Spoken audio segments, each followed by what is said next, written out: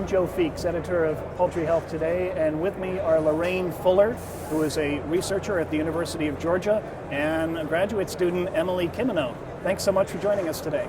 Thank you. We're going to be talking about Anticoccidial Sensitivity Testing, otherwise known as AST. Now, most poultry operations do ASTs on a regular basis. It's been around for a long time. What's new? What has been the focus of your research with ASTs? I think probably the new thing that we've added to ASTs is that we have all of these new tools in molecular biology, and that's PCR, and that's what Emily basically did.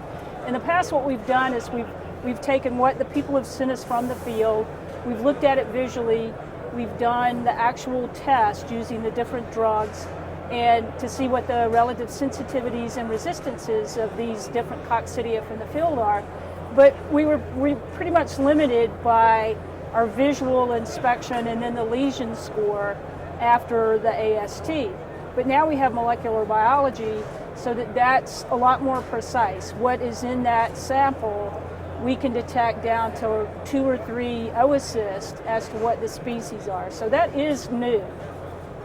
And that's basically what Emily did. So Emily, tell us about that. I know that they've been using PCR for diagnosing other diseases too. How does it fit in with ASTs, and specifically what additional kind of data or information do you get from that helps you in your communication with the farmer?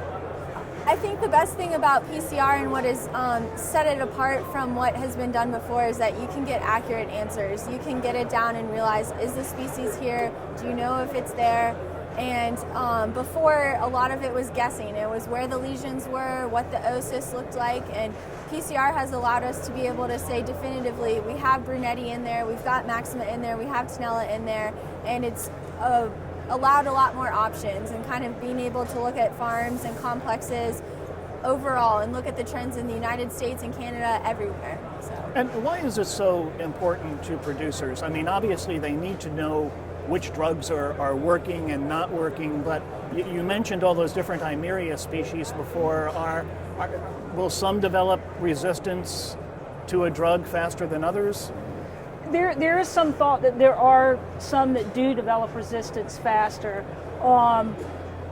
The main thing about an AST is that you have it's kind of the boots on the ground. You can get into that chicken house and you know what's in that house or in that complex. Usually what we have is a mix. So as things pass quicker, or there's a different sensitivity to the drugs, yes, some do become more resistant quicker.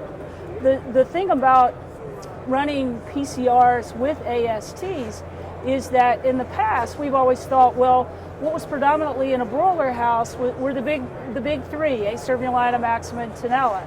But now we're finding that there are other things that we never would have thought were there, like Nicatrix and Brunetti. And now, as people are moving away from drugs, what's happening is they're relying more on a vaccine.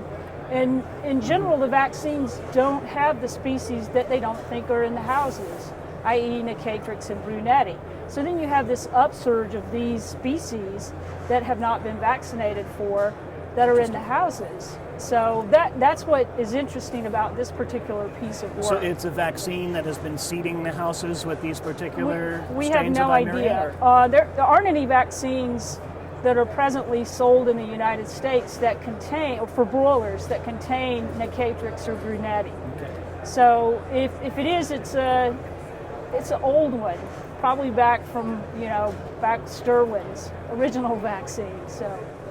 Emily, what surprises came to you during this research? I would say kind of along the lines that Lorraine mentioned when we first picked out the primers that we were going to use. We said, we don't need to use Brunetti, not Nicatrix. Lorraine was like, you're not going to see that in there. And what was really fascinating is we did see a lot of it. We saw a lot of mitis, and I think the most interesting part to me is that it's not parallel to the vaccines. We have other Eimeria there, and so that means you're not developing immunity for those species, and you could be seeing losses that you don't even understand are happening because of the vaccine.